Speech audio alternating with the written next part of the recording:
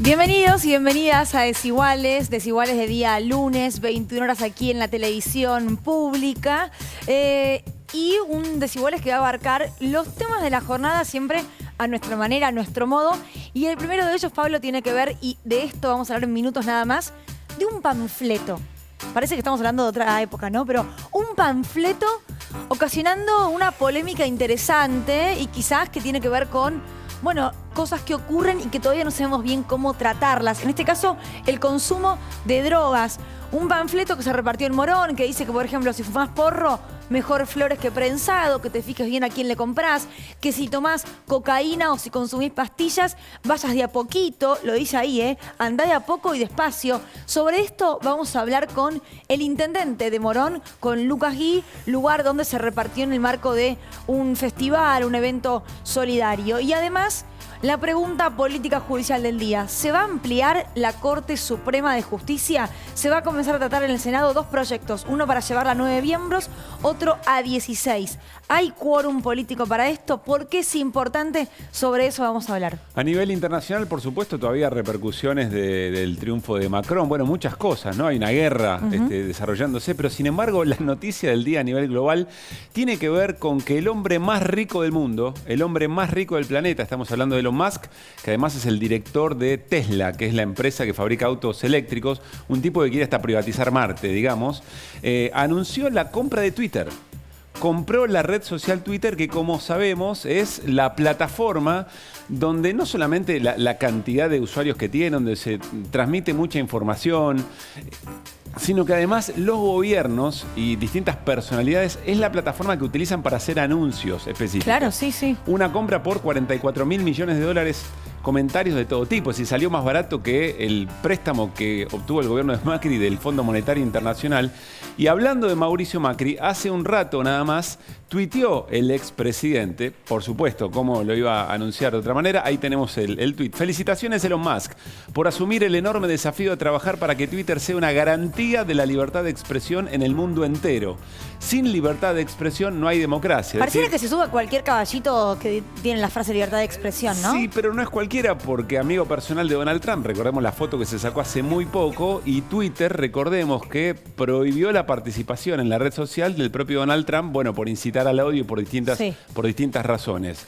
Tenemos una frase de Elon Musk, Claro, diciendo que la libertad de expresión es la base de una democracia que funciona y que Twitter es la plaza pública digital, donde se debaten asuntos vitales para el futuro de la humanidad. Así hace referencia Elon Musk a, bueno, su nueva adquisición. así es. Y por supuesto que nos hace ruido, pero queremos entender o ponerle razones al ruido que nos hace la compra por parte de un hombre, el más rico del planeta, a una plataforma que tanta incidencia tiene, no solamente en la información, sino en la creación de climas, etc. Está Natalia Suazo para charlar con nosotros. Ella es consultora en política y tecnología, además autora de 2 libros realmente muy, pero muy interesantes. Uno de ellos es Guerra de Internet y el otro Los Dueños de Internet. Natalia, ¿cómo estás? Buenas noches, Lucila Trujillo, Pablo Caruso en Desiguales, saludamos. ¿Cómo va?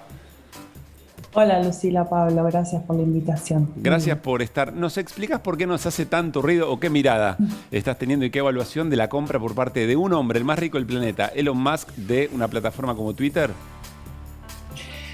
Porque Elon Musk no es cualquier hombre más rico del planeta, no es solamente un empresario que se dedica a tecnología. Recordemos que es el dueño de una empresa como Tesla de autos, una empresa como SpaceX de cuestiones vinculadas al espacio, sino que se considera a sí mismo un libertario, un maximalista de la libertad de expresión. No sé si les recuerda esa frase, Sí. muy parecida a la que dijo Mauricio Macri.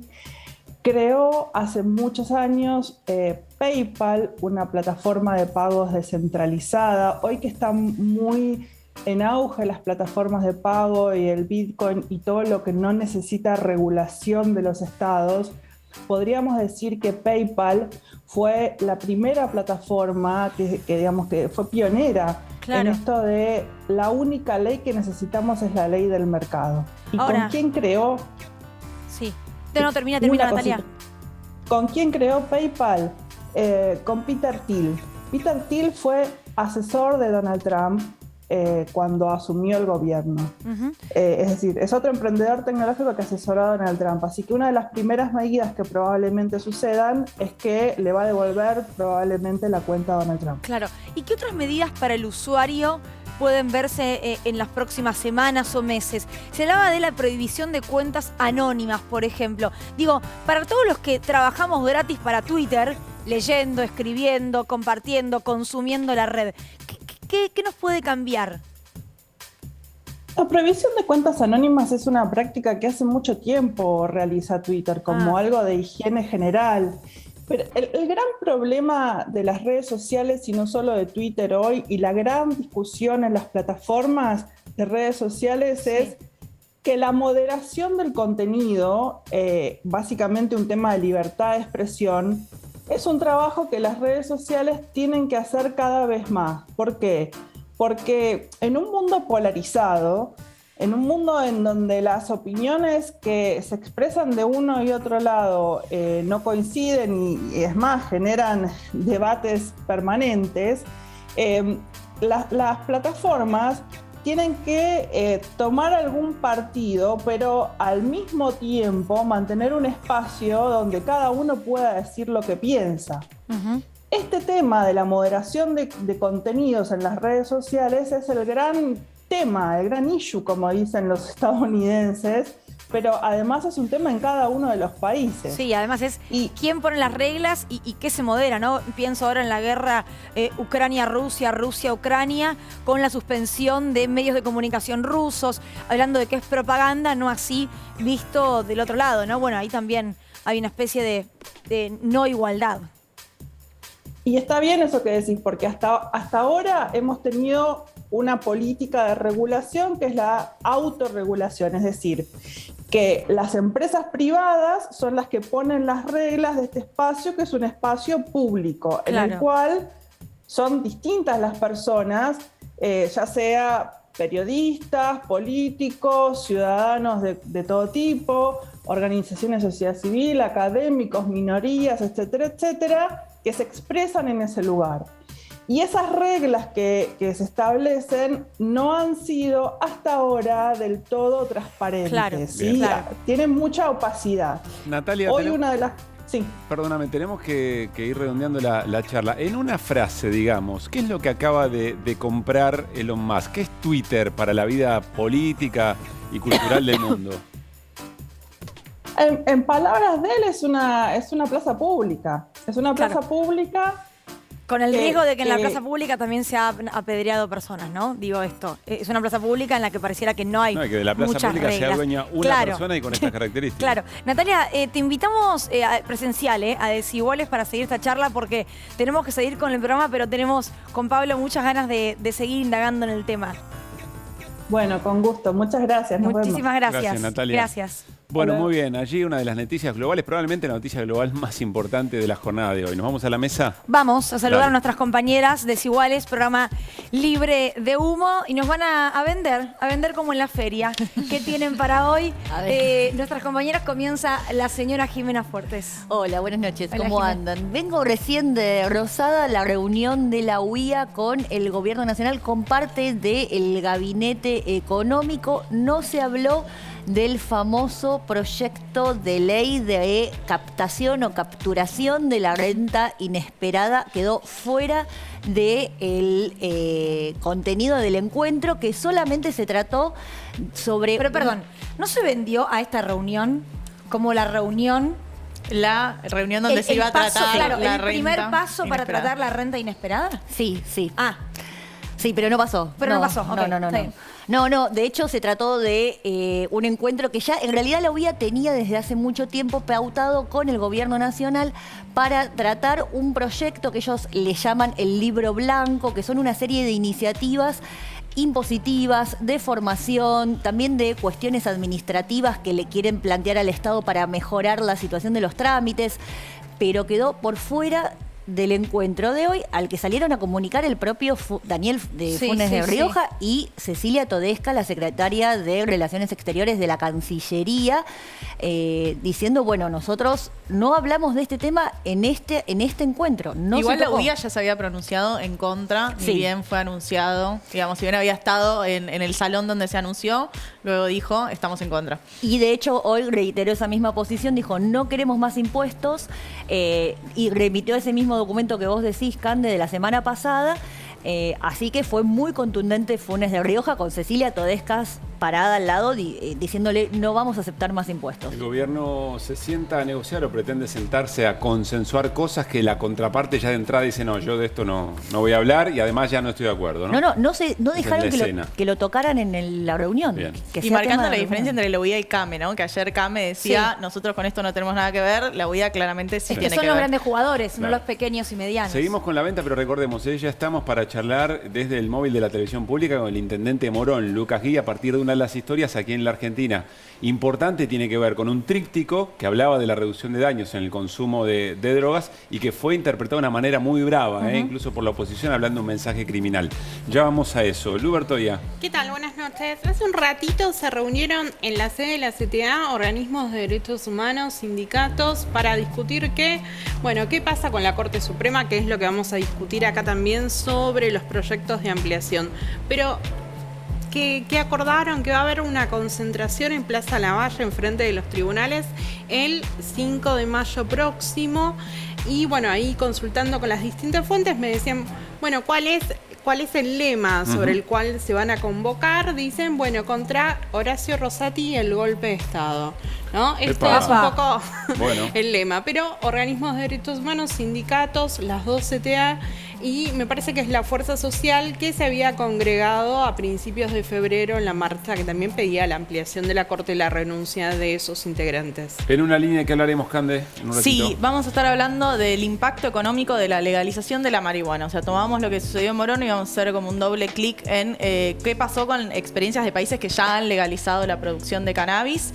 Ya estamos, a casi 10 años de que Uruguay sea el primer país en legalizar todo el proceso productivo, así que ya podemos ver algunos impactos. Bien. Desiguales, el programa experto en doble clics, ¿no? Nos agarramos de cosas del día y hacemos doble clic permanentemente. Bueno, les decía, está el intendente Morón para charlar, pero nos acompaña aquí en el living Emilio Ruchansky, que es referente del Centro de Estudios de Cultura Canábica. ¿Cómo te va, Emilio? ¿Bien? ¿Qué tal? ¿Cómo andan? Gracias por venir a enriquecer el programa, ¿eh?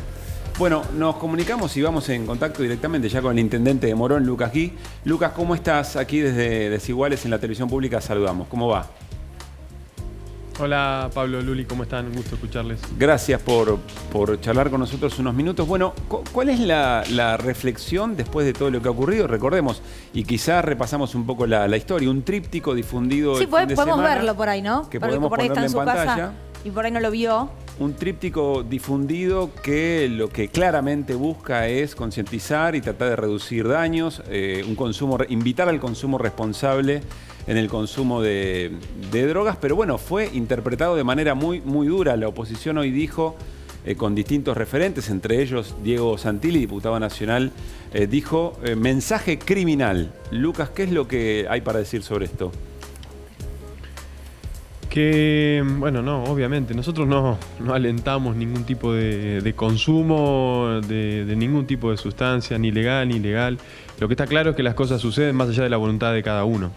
Y en ese marco ascribimos a un enfoque, a un paradigma que tiene que ver con la política de reducción de daños y de riesgos en el consumo problemático, que es una experiencia que se viene desarrollando inclusive en muchos países que algunos de estos dirigentes referencian como modelo y se viene aplicando desde hace algún tiempo, y en ese marco es que nosotros trabajamos una ordenanza que apunta a esto, a brindar información, a problematizar sobre el tipo de consumo, que fue aprobada por unanimidad por el conjunto de los bloques que integran el Consejo Deliberante de nuestro distrito, que está integrando también un consejo asesor que tiene representantes del mundo académico, de sanitaristas, inclusive de organizaciones sociales como ARDA, que tiene una vastísima trayectoria en esto que tiene que ver con consumo problemático y reducción de daños y de riesgo.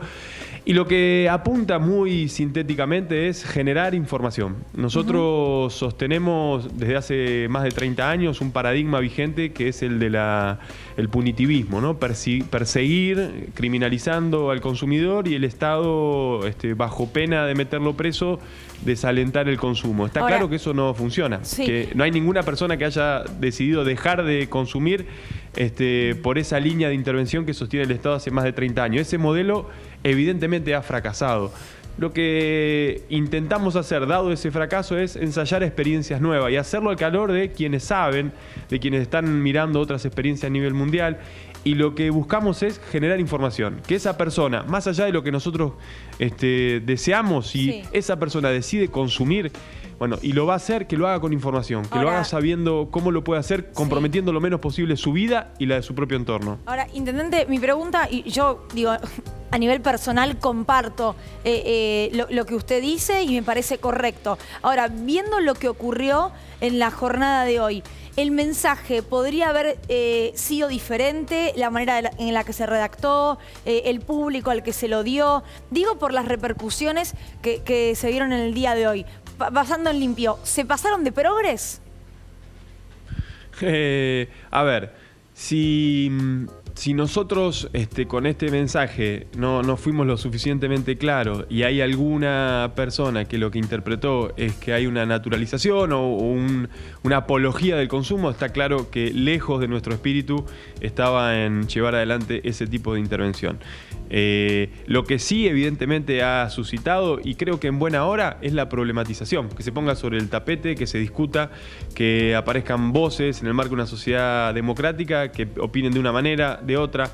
No me parece bien la chicana política, la apreciación rimbombante, el gesto grandilocuente. Eso no aporta. En el marco de una conversación pública y ante un fenómeno tan lacerante que golpea y tanto a tantas personas y que desgarra familia y que trunca vidas y proyectos, esto merece un análisis más mesurado, más prudente, más riguroso, que es lo que intentamos hacer nosotros desde Morón, insisto. Estamos acompañados por especialistas, por expertos. Me parece que el Estado tiene que correrse de una vez por todas de la persecución, de la estigmatización, de la criminalización y ponerse tal cual lo establece la ley en su artículo 4, ponerse a abordar este fenómeno con dispositivos sociosanitarios, con escucha, con empatía, con recursos humanos, con profesionales. Perseguir como venimos haciendo hace más de 30 años no ha dado resultados nada buenos. Es hora de repensar las estrategias. En el mundo se está haciendo, ustedes señalaban algunas experiencias. Nosotros estamos dando unos primeros humildes pasos, es muy incipiente. Lo que hay, y les comparto, Luli y Pablo, es una avidez terrible, una necesidad de recibir información, material y sobre todo de preguntar del conjunto de la sociedad y en particular de los jóvenes. Es un tema tabú, es un tema que no encuentra espacio. Cuando entregaron los folletos, ¿cuál fue el recibimiento? Claro.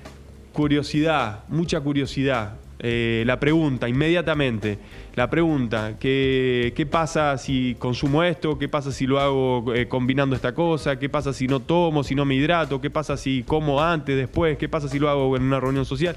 ¿Qué pasa? Esta pregunta que lleva al conocimiento y el conocimiento que fortalece una decisión va en el sentido que nosotros queremos. Digo, tal vez imaginando qué hubiese pasado si esos chicos del Time War, cuando hace algunos años decidieron consumir lo que consumieron, disponían de información y sabían cómo tenían que hacerlo. Lo mejor tal vez hubiese sido que no lo hagan, pero y si decidían hacerlo, que lo hagan sin poner en riesgo su propia vida, claro, como finalmente ocurrió con ese desenlace. Bueno, para eso hay que hacerse cargo, porque las cosas pasan, más allá de lo que uno quisiera que pasen, pasan. Lucas, la gente, muchos que deciden consumir. Sí. Lucas, me parece que es absolutamente claro el mensaje. Ahora vamos a enriquecer o tratar de tomar lo más positivo de lo que ha generado efectivamente este tríptico aquí con Emilio Ruchansky, pero por lo menos para seguir abordando la reacción y esto que vos decías las intencionalidades de fondo. Vamos a compartir el tuit de Patricia Bullrich al respecto, una de las voces políticas que efectivamente reaccionaron, lo que nos costó la lucha contra el narcotráfico para que ahora vengan a hacerle propaganda. La ley es una obligación, no es una opción. Irresponsables, dejen de jugar con el futuro de nuestros jóvenes. Habrás leído esto, Lucas, ¿no? Sí, por eso, es la chicana, es la manipulación, es mezclar narcotráfico con consumo problemático, es intentar sacar una ventajita en la corta. ¿Cuánto le agrega eso a una persona que está atravesando un momento crítico de consumo problemático, a una familia? El narcotráfico, eso hay que combatirlo con todo el rigor de la ley, con las fuerzas de las que dispone el Estado para hacerlo. Ahora, ¿qué hacemos con esa persona que está atravesando una situación de consumo problemático con su entorno familiar? ¿Lo criminalizamos, lo escondemos, lo perseguimos? La ordenanza de reducción de daños. ¿O nos ponemos a disposición? La ordenanza de reducción de daños de consumos problemáticos en el municipio, me imagino que quienes representan a estos espacios políticos se abstuvieron o votaron en contra. Votaron unanimidad, lo dijo recién. Ah. O sea que hoy ¿qué dijeron? Unanimidad. Unanimidad. Bueno, por eso hay doble estándar en función de, evidentemente, lo que entienden conveniente en cada momento. Cuando se trabajó esta ordenanza salió con unanimidad, se trabajó en las comisiones, se expusieron expertos y se votó por los 24 concejales que forman parte del Consejo Deliberante. Juntos por el Cambio, en Morón aprobó este panfleto. Sí, claro, claro. Y en su momento habló bien, porque evidentemente entendieron que era el camino.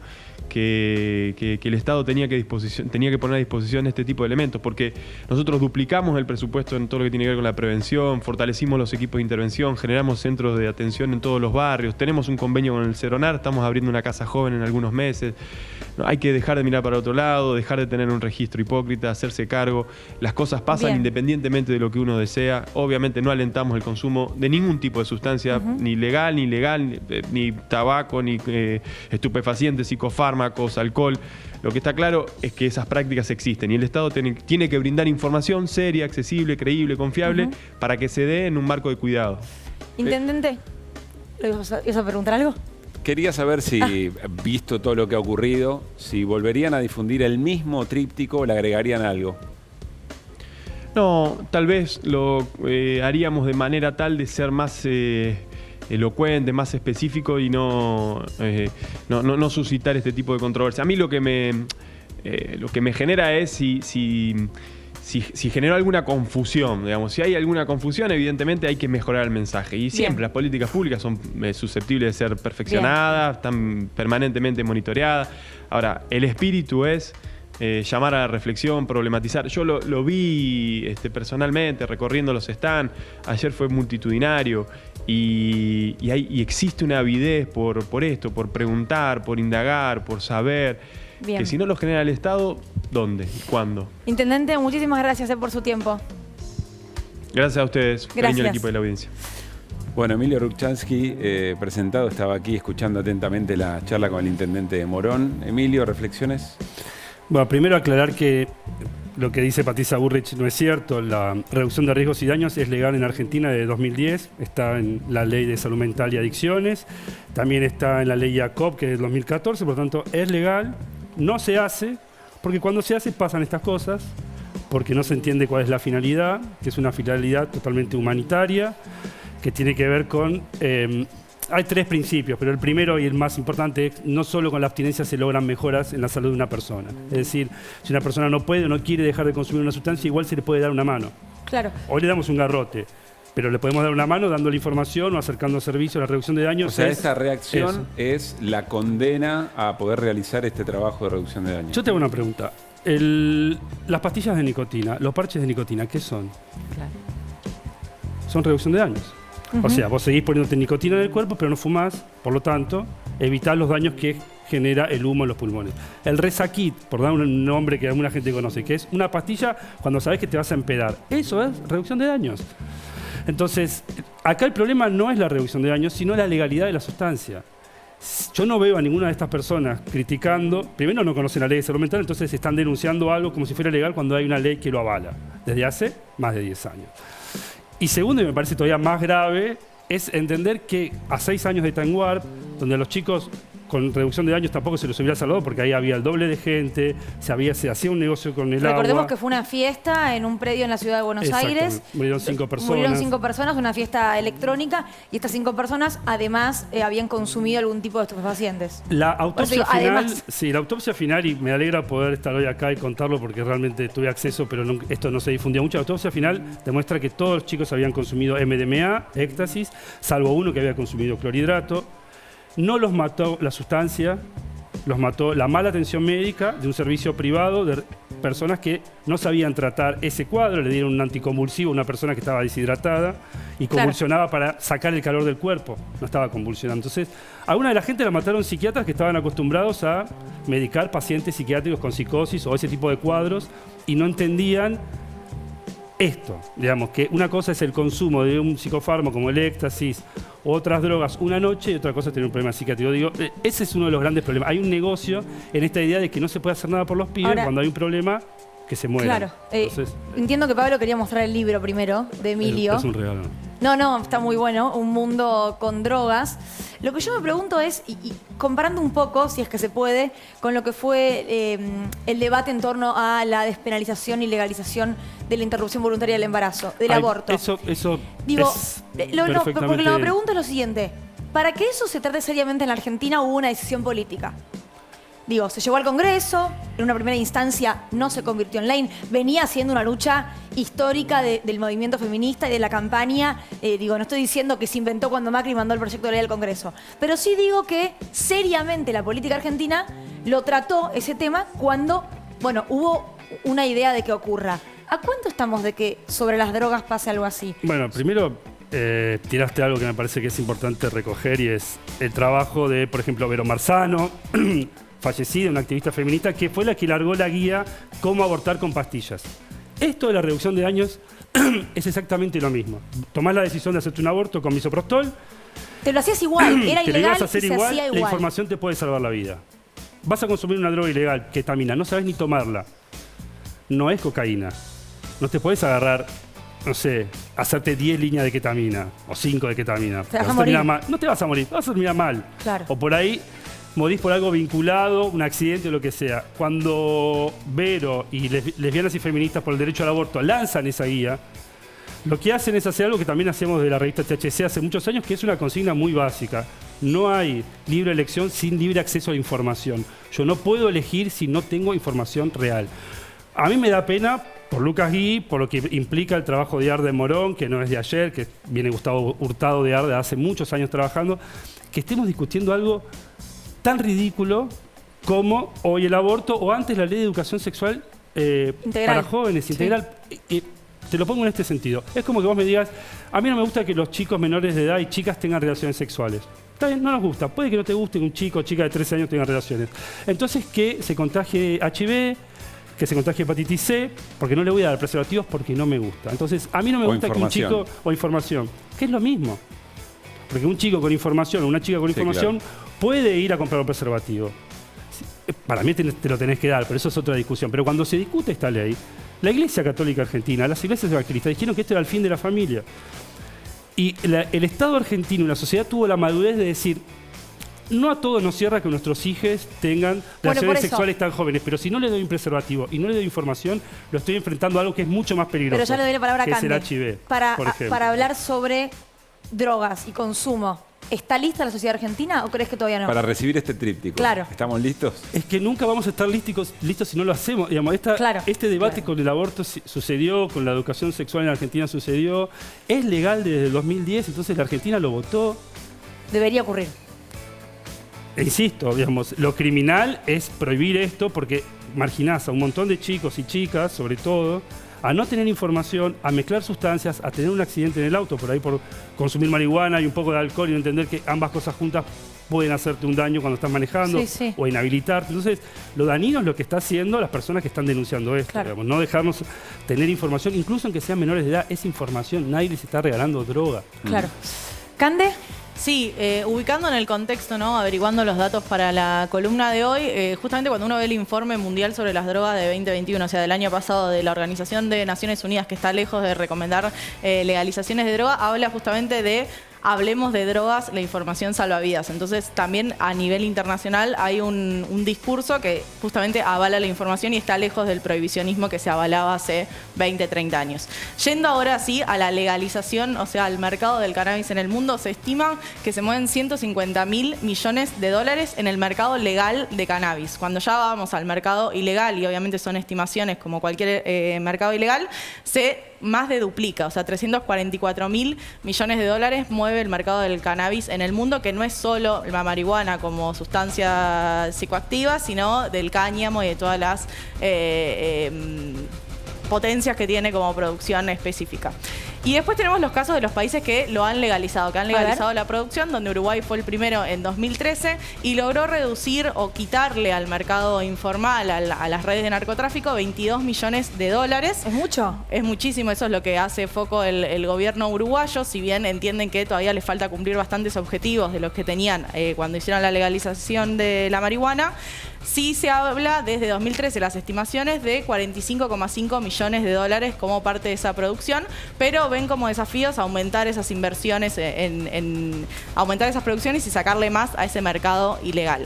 Otra de las experiencias tiene que ver con Canadá, que es un mercado mucho más grande, es el primer país desarrollado del norte global que legalizó la producción de marihuana y representa ya el 0,3% del Producto Bruto Interno, generó más de 150.000 puestos de trabajo y desde 2018 se estiman unos 34.300 millones de dólares de producción del cáñamo. El otro caso así estrella es Estados Unidos, que en realidad no es legal a nivel nacional, a nivel federal. Depende de cada estado, ¿no? Depende de cada estado, pero ya hay 36 estados donde se permite alguna forma de uso medicinal y California, que es como la economía más grande, la producción más grande de marihuana, donde solo en 2019 se generaron 3.100 millones de dólares, aunque no logra el mercado legal todavía ganarle al mercado ilegal, ¿no? El mercado ilegal sigue generando más del doble de lo que genera el mercado legal. Lo que se veía en estos informes y demás es los desafíos que tiene, incluso cuando se legaliza, de quitarle las herramientas al mercado ilegal y que pase de una vez al mercado formal. Bueno, eso sería en sí lucha contra el narcotráfico, ¿no? Digo. Sí, primero entender que el narcotráfico no son un par de inmigrantes que viven en la villa, sino nuestras policías, nuestros fiscales, nuestros jueces, en parte nuestra política, cosa que ya están reconociendo incluso a ministros de seguridad, por ejemplo, el ministro de Seguridad bonaerense, y desde hace años lo sabemos. Entonces, nosotros siempre hablamos de la regulación legal del cannabis, porque hay una regulación ilegal del cannabis. El cannabis está regulado ilegalmente por la fuerza de seguridad, nunca falta, viene de Paraguay, prensado, etcétera. Las policías lo que hacen es proteger a quienes venden cuando no son directamente cartel, como en el caso de Rosario, digamos.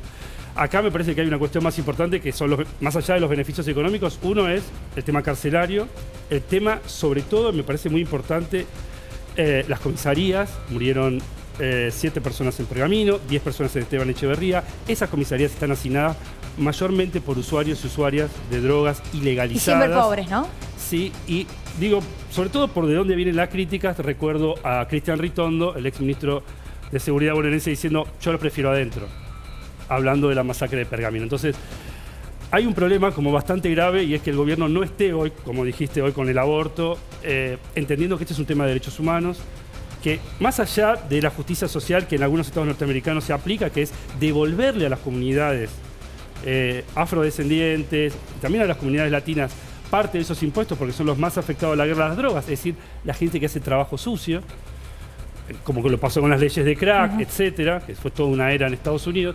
Entonces hay que entender que acá hay un problema de derechos humanos, donde lo que la gente que la está pagando muchas veces son madres, solteras, jefas de familia, que venden paco en la villa y todas las barbaridades que vas a escuchar sobre ellas, pero que lo hacen para mantener a sus hijos, y que cuando van ellas presas venden el marido, y cuando va el marido preso venden los hijos, y cuando van presos los hijos venden los primos.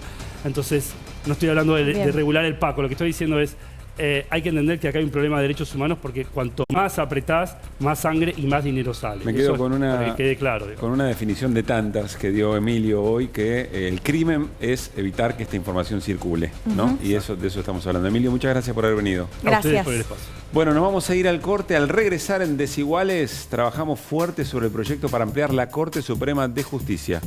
Ya venimos.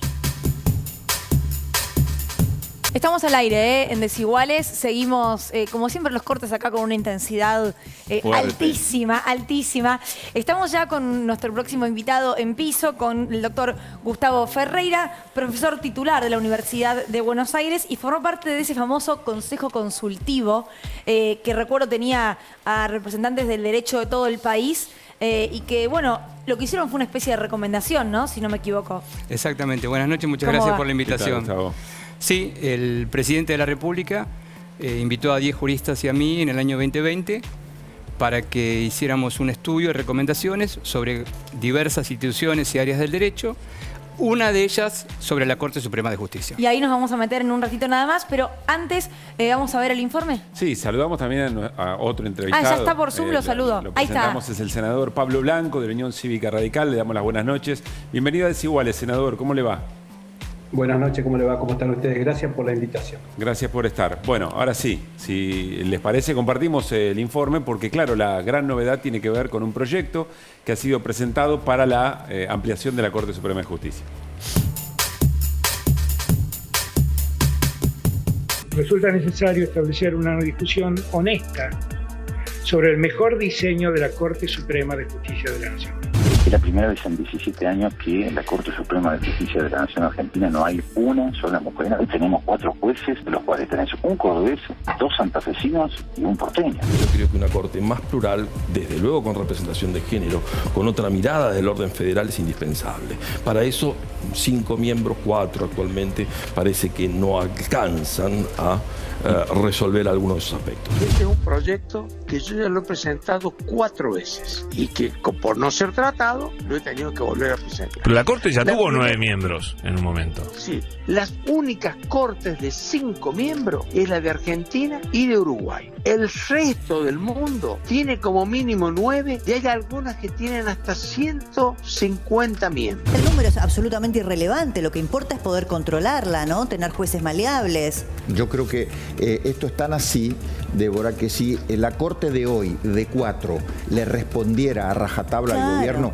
no hubiera ningún tipo de debate para ampliarla. En algún momento habrá sido muy bueno una Corte de 5, en otros momentos habrá sido bueno con 7, con 9. Lo que sí me queda claro es que hoy 3 personas en la situación actual de nuestro país no pueden definir la legalidad del país. La semana que viene va a instalar en el Senado la discusión sobre la ampliación de la Corte a 30 miembros. Cristina, que es la que toma la decisión del armado del Frente de Todos. Entonces lo que tiene que hacer es dejarse de macanear, actuar para lo que el pueblo la puso, que es la vicepresidencia, y dejar de empujar a su propio gobierno. Nosotros creemos que es imprescindible también fomentar la construcción de un tema judicial de carácter federal, integrar un miembro de la Corte por cada provincia de Argentina. Eso implicaría efectivamente tener una Corte mucho más amplia. Todo lo que hablamos recién de cómo Argentina podría otra vez ser potencia, no se puede hacer sin instituciones fuertes.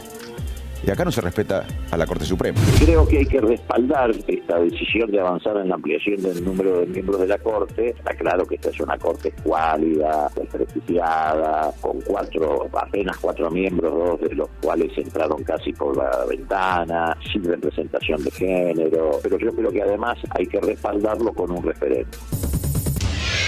Bueno, ahí veíamos un resumen con distintas voces, ¿no? Con respecto al tema de la Corte Suprema de Justicia. Les voy a hacer la misma pregunta al senador que está vía Zoom y a usted, doctor. ¿La Corte tiene que modificarse y, en su opinión, a cuántos miembros y cómo?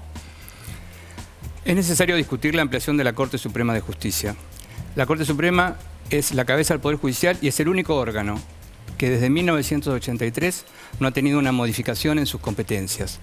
O sea, hay que discutir la ampliación de la Corte Suprema y el dictado de una ley especial para decidir qué funciones deseamos los argentinos y las argentinas que cumpla la Corte Suprema en el siglo XXI. ¿Qué significan las competencias? Las competencias significa repensar un modelo que es del siglo XIX, o sea, el modelo estatutario de la Corte Suprema, las competencias, la tarea de la Corte Suprema ha sido pensada en el siglo XIX, nunca más se volvió a regular. Nosotros el año que viene vamos a cumplir los primeros 40 años de democracia constitucional. Los argentinos y las argentinas nos merecemos esta discusión, este debate a fondo para ampliar la Corte Suprema y asignarle a la Corte Suprema las competencias que tienen los tribunales constitucionales del mundo. Senador Blanco, ¿usted coincide? ¿Qué opinión tiene al respecto?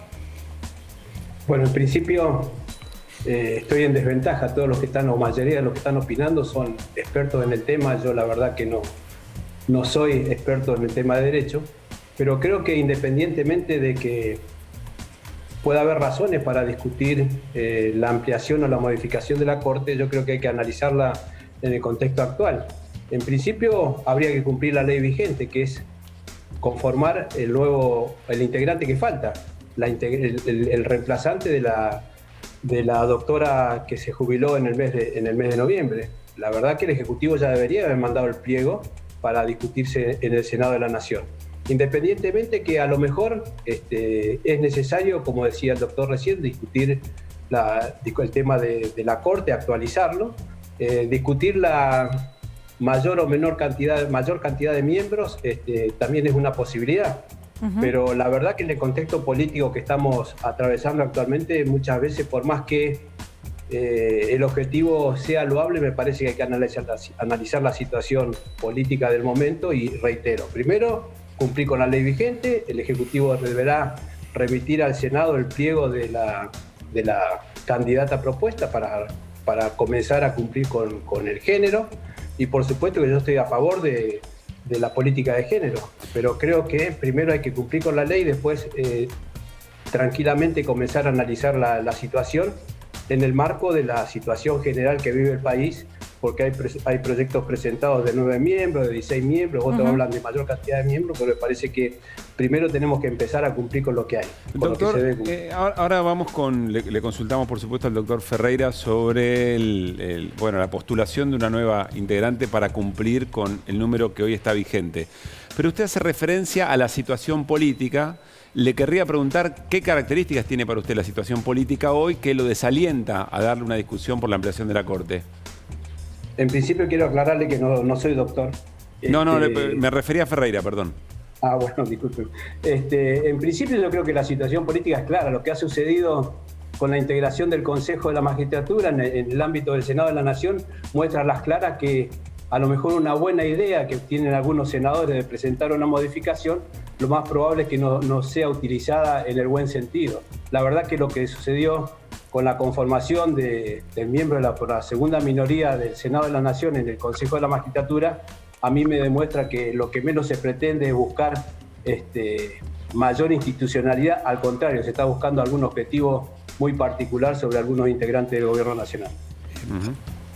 Ampliar la Corte Suprema de Justicia y repensar las funciones del más alto tribunal significa mejorar la calidad de vida de las ciudadanas y de los ciudadanos argentinos. ¿Y cómo? ¿Eso cómo repercute? Precisamente porque la Corte Suprema no tiene nada que hacer presidiendo el Consejo de la Magistratura. Hay que repensar la Corte Suprema de Justicia, asignarle funciones verdaderamente como política de Estado y que se dedique exclusivamente a los derechos fundamentales y a las competencias. Pero doctor, evidentemente hay algo en el aire, y ahí vamos a Luciana, pero hay algo en el aire que indica que cualquier intento de reformar el Poder Judicial o incluso mejorar la Corte Suprema o reformarla, digamos, siempre va a ser un intento del kirchnerismo por garantizarse impunidad. Eso es como lo que está flotando en el aire. En este caso, la invitación que ustedes me han hecho a mí es como profesor titular de la Universidad de Buenos Aires. Esto mismo que estoy diciendo acá, ahora en este momento, lo vengo diciendo desde la década del 90. Y se lo he dicho al presidente de la República antes, durante... ¿Habló con el presidente? Claro que hablé con el presidente. Claro que hablé con él. ¿Le dijo esto? Exactamente. Antes, durante y después del Consejo Consultivo, le dije que era necesario discutir la ampliación de la Corte Suprema y asignar las competencias del más alto Tribunal de Justicia. Entiendo porque por una cuestión de decoro no me va a querer decir que le respondió el presidente, pero digo, la intención o al menos los temas judiciales están en agenda. No, pero Luli, lo hice a través de un informe público. Claro. Que tiene más de 150 páginas, en el cual expuse argumentos sobre estas dos cuestiones, sobradamente. Claro. Incluyendo el beneficio que tuve de conversarlo con el presidente. Claro, porque ha sido un beneficio realmente. Lu Bertoia, ¿de qué se habla en el ambiente judicial periodístico sobre esto? Bueno, me parece que la discusión está centrada en los tres proyectos que en este momento están en el Senado y que se van a poner a discusión en los próximos días y que tienen que ver con, en algunos casos, con una ampliación de la Corte, en el caso de 2, en otro en establecer la paridad de género en el máximo tribunal, que como decía el senador Blanco, desde que Elena Hayton denó las Velasco se fue de la Corte, no hay mujeres, ¿no? En este sentido, los proyectos que hay son 3, ¿no? Hay uno de la senadora Vega que dice, bueno, tiene que quedar la Corte en 5 miembros, que es la composición actual, pero lo que incluye es la paridad de género. También está el del senador Rodríguez Sá, que lo veíamos hace un ratito, ¿no? Él dice, la Corte tiene que ser de 9 miembros como existía durante el gobierno de Carlos Menem, pero con también introduce la cuestión de diversidad de género, no más de 5 integrantes de un género, ¿no? Y también la composición regional, que estén representadas las distintas regiones dentro del Tribunal Superior de Justicia. Y recién veíamos, Lu, que decía especialidad. ¿Qué significa especialidad? Bueno, por ejemplo, que haya abogados juristas que se dediquen al derecho laboral, al derecho penal. Desde que se fue Zaffaroni, por ejemplo, no hay un especialista en derecho penal, ¿no?, dentro de la Corte. Y después, en las últimas horas, ingresó el proyecto de Bereltinec, que lo que sugiere es llevar la Corte a una composición de 16 integrantes. ¿Por qué serían 16? Bueno, porque habría un presidente de la Corte y la Corte estaría dividida en 5 salas de 3 integrantes. Y acá también el senador incluye criterios de diversidad de género, regional, ¿no?, que haya 3 integrantes por cada una de las regiones que él establece. Y bueno, y también que la Corte funcione de una manera distinta a la que funciona actualmente. Le podemos preguntar a Ferreira, ¿no? Pero que tiene que ver con que exista un plenario, que estén todos los integrantes del máximo tribunal reunidos para cuestiones de competencia originaria. Por ejemplo, cuando hay un pleito entre la ciudad y la nación. ¿Le parece probable o correcto? No lo veo probable constitucionalmente. Creo que la Constitución prohíbe la división en salas. Esta es una discusión que tiene no menos de 60 años en el derecho constitucional de Argentina. Perdón, para que entendamos bien, ¿qué significaría división en salas? Que se integran con 3 jueces y se van asignando de acuerdo a cómo van entrando las causas a cada uno, la sala 1, la sala 2, la sala 3, la sala 4. Eso no está contemplado en esta Constitución. No está es muy buena esa pregunta. Nuestra Constitución histórica, que es de 1853, que es la que nos rige, fijó una Corte de 9 miembros para menos de 1 millón de habitantes. Nosotros en este momento tenemos una Corte de 5 miembros para casi 50 millones de habitantes. Es decir, la policromía de la Argentina merece que tengamos una mayor integración. En particular respecto de este punto, de lo que estaba señalando Luciana, es una discusión importante que atraviesa todo el derecho constitucional de la Argentina. Hay quienes tenemos argumentos que decimos que la Corte es única, que debe resolver todas las causas por ella misma, sin división de salas y siempre en plenario. Respecto de esto, obviamente yo le dije al presidente que a mi juicio el mejor número para integrar la Corte Suprema era 9 y por los motivos históricos que acabo de decir. Claro. Senador, teniendo en cuenta que uno de los proyectos lo presentó justamente Vega, quien formaba parte de Juntos por el Cambio, ¿ha tenido la posibilidad de hablar con ella o cree que es probable que bueno, este proyecto tenga un poco más de fuerza por parte de su bloque? No, yo creo que la discusión la vamos a dar, la comenzamos el día miércoles. Yo, a título personal, yo estoy dispuesto a dar la discusión en este sentido. Iremos analizando si 5, si se mantienen los 5, si 9. Pero yo creo que, bueno, independientemente que es un tema importante, y yo coincido con el doctor en la calidad institucional, yo creo que hay otra situación a la que el Senado debería abocarse más rápidamente, que no sean pura y exclusivamente los temas que tienen que ver con el tema judicial. Consejo de la Magistratura, reforma judicial, que la verdad que no le traía mayor institucionalidad a la planteada o la que salió aprobada por el Senado, reforma de la Corte. Yo creo que hay otros temas que hacen a la necesidad más inmediata de la ciudadanía, pero por supuesto que estoy dispuesto a discutir y creo que si usted me pregunta a título personal, seguramente de mi punto de vista, pero es, reitero, estrictamente personal, yo puedo coincidir más con el proyecto presentado por el senador Rodríguez Sá que con el resto.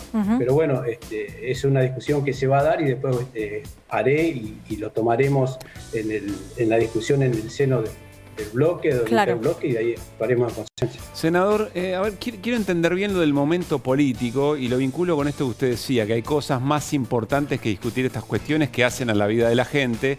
La verdad es que un montón de políticas que se toman para tratar de resolver los problemas de la gente a veces encuentran con un poder judicial que a veces tiene mucho ánimo de legislar, digamos, ¿no?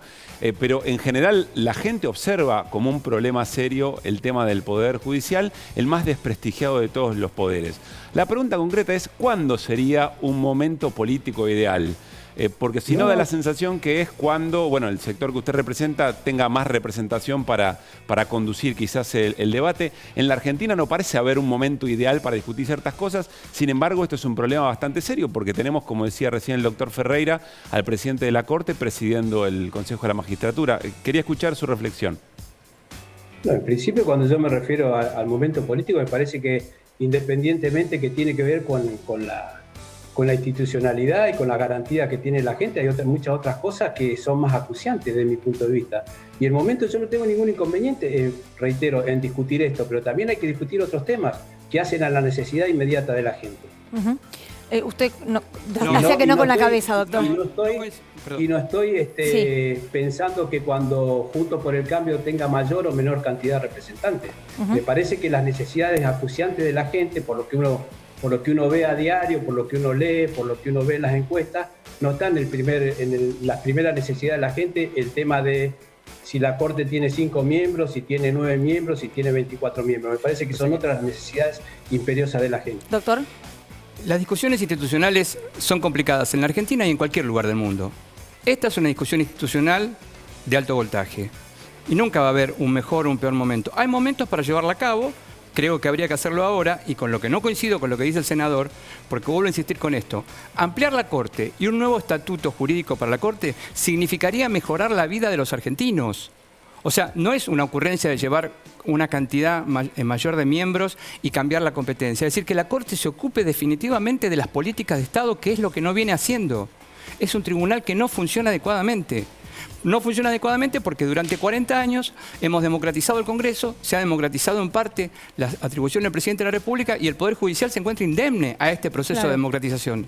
Claro, de hecho el senador es parte de ese poder del Estado quizás más modernizado, ¿no? Hablo del legislativo. Pero claro, el legislativo tuvo la suerte de ser reformado en 1994 con la última reforma constitucional. Claro. El Poder Ejecutivo con la reforma constitucional del 94. El Poder Judicial, salvo la inserción del Consejo de la Magistratura, que no ha funcionado desde 1994, no ha tenido ninguna actualización ni modernización. Entonces yo me pregunto, vamos a cumplir 40 años, por primera vez en la historia, una democracia constitucional forjada por varones y mujeres. ¿No tenemos derecho a repensar el más alto tribunal de justicia que deseamos para mejorar nuestra calidad de vida, la de nuestros hijos y la de nuestros nietos? ¿Por qué no? ¿Por qué no discutirlo? Doctor Ferreira, gracias por haber venido. Muchísimas gracias por la invitación. Senador Blanco, lo mismo. Muchas gracias por haber estado en Desiguales. No, gracias por su invitación y quiero hacer una aclaración. Sí, claro. Yo no me niego a discutirlo. Creo que hay otras necesidades imperiosas de la gente que se pueden discutir continuamente y no que el Senado entre en actividad pura y exclusivamente por temas judiciales o que hacen a los intereses de la autoridad de la Cámara. Clarísima la posición, senador. Muchas gracias. No, gracias a ustedes. Gracias. Bueno, muy bien. Vamos a despedirnos con nuestras compañeras porque yo te quiero mostrar algo, Pablo Caruso. Me encanta cuando me invitas a... Algo que por ahí no tiene mucho que ver con Desiguales, pero de lo que va a hablar toda la Argentina. Esto es posta, Cande me hace así con la cabeza. En las próximas horas, si te digo Bizarrap y si te digo Paulo Londra, ¿sabes de qué te hablo? Artistas musicales. Bien, vas si bien, te digo vas 23, bien. ¿Cómo, perdón? ¿Qué se dice 23? 23. Sesión 23, ¿qué significa? Hay una revista, ¿no? ¿Podemos escuchar un poco? ¿Podemos escuchar un poco de lo que salió hoy? Digo, menciono esto porque esta canción salió hoy. Porque ayer Paulo Londra dijo, si consigo 23 millones de comentarios en un posteo, mañana sale la sesión con Paulo Londra. Y lo que te voy a decir ahora te vas a morir, pero te lo voy a comparar a Londra con Aníbal Troilo. ¿Por qué? Porque... ¿Consiguió los 23 millones de comentarios? Sí, 23 millones de comentarios. ¿Cuánto tiempo? En menos de 24 horas. Ah, impresionante. Impresionante. 12 millones de seguidores tiene Bizarrap en Instagram solamente. Ahí es donde pidió comentarios en la foto. El hit de esta canción es porque siento que yo alguna vez me perdí, hoy que me levanté puedo decir que volví. Londra tuvo una especie de prohibición de cantar durante 2 años, no podía sacar nuevos temas y demás. ¿Y sabes por qué te lo comparo con Aníbal Troilo? ¿Por qué? Porque Troilo ya lo dijo, ay, deja el celular ya, no te lo puedo leer ahora, para. Anda a buscar. Auspicia este momento. Pelota grande, pelota chica. No, pará que Álvaro. Pero lo importante del 23 es que le había reservado esa sesión. Ya van por números mucho más. Yo voy con el 23, sigo. Escucha, ¿sabes lo que dijo Aníbal Troilo antes de que Londra diga esto? ¿Qué dijo Aníbal Troilo? Alguien dijo una vez que yo me fui de mi barrio. ¿Cuándo? ¿Pero cuándo? Si siempre estoy llegando. Qué linda que sos. Sos hermosa. Dale, Cande, que estaba diciendo algo importante, Cande, perdón. No, estaba diciendo que también la relevancia que tiene el número 23 en todo esto es que Bizarrap le reservó esa sesión a Paulo Londra para cuando pudiera legalmente sacar su música y ser dueño de su música. Así que es muy linda la historia de trasfondo. Me encanta. Soy fanática de Bizarrap. Me dicen que es el segundo artista argentino más visitado en el mundo, de más consumo, de más impacto en las redes. Sí, y este posteo va a ser el segundo posteo más comentado en la historia de Instagram. Por ahora es el segundo posteo. Si supera los 44 millones, va a ser el más comentado en toda la historia de Instagram. Wow. Bueno, y con Mira, esto vamos. Sí. Está jugando Huracán ahora, además. No me digan cómo está, Ahora agarro el celular. Es bastante complicado. Hasta mañana, a las 9 de la noche. Envidiosos y pésimos, quieren o no quieran a mí deben darme crédito. Vean donde vean, siempre va a estar el polémico. Paulito sin igual que roba el panorama escénico. Y ninguno salió a poder hacer lo que hice yo. Igual me criticaron, no sé qué pasó. Y eso que fui el primero que hace pica toma flow. Pero nunca puse un pero porque represento a vos y a tus bandas de embusteros que dicen que rapero. Yo no soy, pero bueno, eso me chupa un huevo. Sé que sí hay dinero, es porque el imán soy yo. Igual nunca digo nada, siempre fui como un robot. Un caballo que mira para adelante sin error. No maldito quejoso de mierda que molesta como un bocón que no acepta que hay ejemplo y el ejemplo va a ser yo. Sí, el ejemplo va a ser yo. El ejemplo va a ser yo.